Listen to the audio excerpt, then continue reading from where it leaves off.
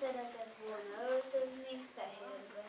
Unta szegény jámbor, hogy ő télen-nyáron örökkön örökké feketébe járjon.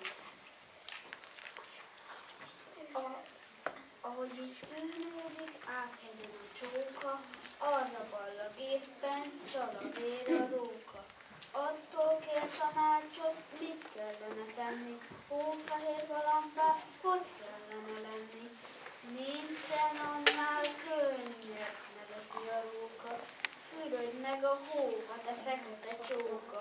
Olyan fehér galamb lesz rögtön belőled, hogy magam sem tudom, mit higgyek felőled.